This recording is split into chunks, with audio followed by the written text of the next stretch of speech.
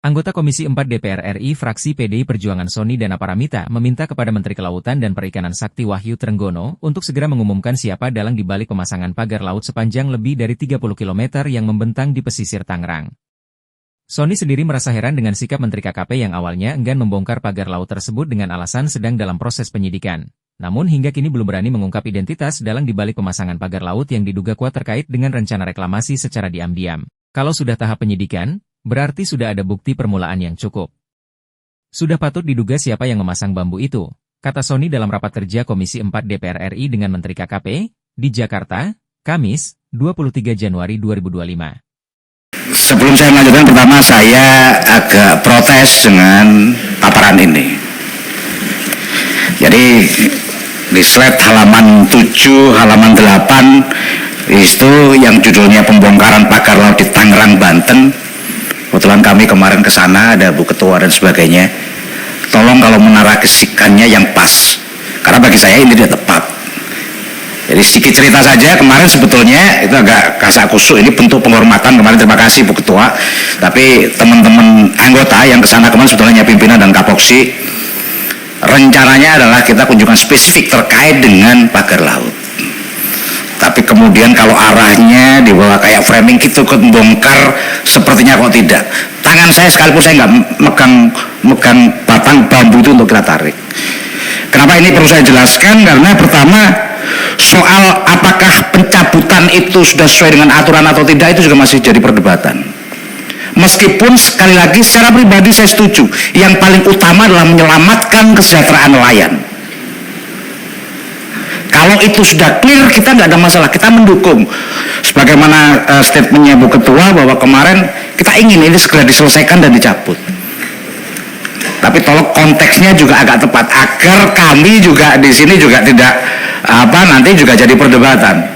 Saya banyak belajar dengan seorang tokoh yang sekarang lagi viral namanya Nelayan Khalid. Banyak pernyataan-pernyataan yang kadang justru membuat kita terpecah belah dan sebagainya. Cuman sayangnya judulnya juga agak ngeri, itu buku yang dibaca itu Logika Penjajah. Yang kedua, saya berharap dalam rapat kerja kali ini Kementerian KKP juga menunjukkan jati dirinya sebagai bapaknya nelayan Indonesia. Karena sesuai dengan tugasnya adalah diantaranya adalah seperti itu. Kalau tugas utamanya adalah menyelenggarakan pengendalian dan pengawasan mutu dan keamanan hasil kelautan dan perikanan, pertanyaan saya pertama adalah soal keamanan tadi. Bagaimana kita bisa teledor jarak sampai 30 km dan hari ini kita temukan tidak hanya di satu titik saja, ternyata di Tangerang begitu viral karena itu di depan mata kita, dekat dengan Jakarta. Tapi ternyata kemudian di Pari, kemudian kemarin saya terima di Sidoarjo dan sebagainya, akan banyak bermunculan soal itu. Jadi sekali lagi saya berharap saya tidak akan banyak soal pagar laut itu. Saya yakin teman-teman komisi yang Poksi yang lain akan bisa menyampaikan. Tapi tolong tunjukkan sebagai seorang bapak nelayan. Saya tidak cukup banyak melihat pernyataannya seperti itu. Berikutnya lagi, kalau tadi salah satu solusinya adalah soal anggaran dan soal undang-undang. Tapi jauh lebih penting dari itu sebetulnya bagaimana koordinasinya. Kami ingin di forum yang terhormat ini, kalau beberapa waktu yang lalu Pak Menteri menyampaikan ini sudah tahap penyidikan, jadi jangan dicabut dulu pagarnya.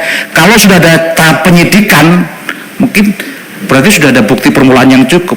Sudah ada yang patut diduga siapa yang memasang bambu itu. Kita nggak perlu, kalau di medsos saja bisa tahu gitu.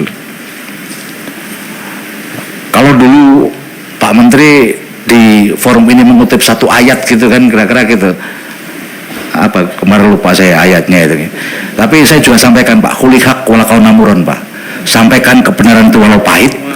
Nggak usah takut siapa yang masang itu. Di belakang Bapak ribuan nelayan Indonesia siap membackup.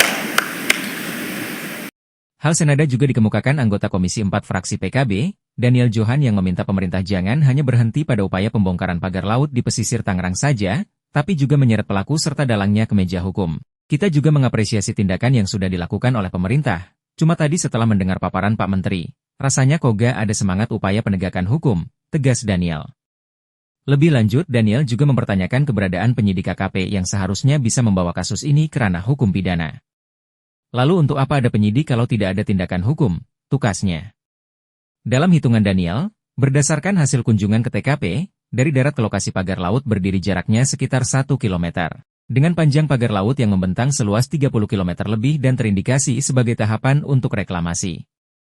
Maka, kerugian negara jika kasus ini tidak terbongkar dan proyek reklamasi jadi terlaksana, maka ada potensi kerugian negara yang ditaksir nilainya minimal mencapai 300 triliun rupiah. Kalau itu menjadi daratan, itu luasnya 30 juta meter persegi, karena 1 kilo dikali 30 kilo. Itu sama saja dengan 3.000 hektar. 30 juta kalau 1 juta saja per meter sudah 30 triliun rupiah. Di sana minimal gak ada yang kurang dari 15 juta, 10 juta rupiah saja sudah 300 triliun rupiah. Berapa besar negara dirugikan? Pungkasnya. Jadi sesuai dengan arahan juga dari pimpinan dan kita semua agar pemerintah dan termasuk dalam hal ini KKP bisa segera mengungkap secara clear, secara jelas, bukan hanya membongkar tetapi juga melakukan tindakan hukum agar masyarakat bisa meyakini Indonesia ini adalah negara hukum, ya. Tadi sempat saya sampaikan Pak Menteri, kita kunjungan ke sana itu dari darat sampai ke batas pagar laut itu sekitar 1 kilo, ya. Lalu panjangnya itu 30 kilo lebih, ya. Lalu ada indikasi adalah ini sebagai tahapan untuk reklamasi, ya. Kalau itu menjadi daratan, itu luasnya 30 juta meter persegi. Karena 1 kilo dikali 30 kilo, itu sama saja dengan 3.000 hektar. 30 juta, kalau 1 juta saja per meter, sudah 30 triliun. Kalau di sana minimal nggak ada yang kurang dari 15 juta. Ya. 10 juta saja, sudah 300 triliun. Ya. Berapa besar negara dirugikan? Ya. Jadi saya rasa upaya pengungkapan, ya, penegakan hukum menjadi sangat penting karena ini di ibu kota yang di depan mata, ya. Bagaimana kita meyakini KKP punya kemampuan menjaga laut kita di se-Indonesia, kita negara kepulauan. Yang di depan mata aja kita kecolongan. Ya, sementara memang anggaran untuk pengawasan sangat kecil yang selalu kita ungkapin. Ya, untuk keliling buat beli solar aja sulit, ya. Sehingga kita maklumin juga kalau misalkan pembongkaran itu nggak bisa cepat. Ya KKP anggarannya juga dari mana untuk membongkar? Membongkar itu kan nggak murah. Katanya malah lebih mahal daripada memasang. Ya, anggaran ada tapi kan udah peruntukan lain, gitu, ya. Jadi kita ingin meyakini Komisi 4 itu satu visi berada di belakang pemerintah, di membackup presiden, membackup Pak Menteri sesuai dengan arahan yang ada untuk mengungkap dengan jelas dan melakukan tindakan hukum secara tegas, ya.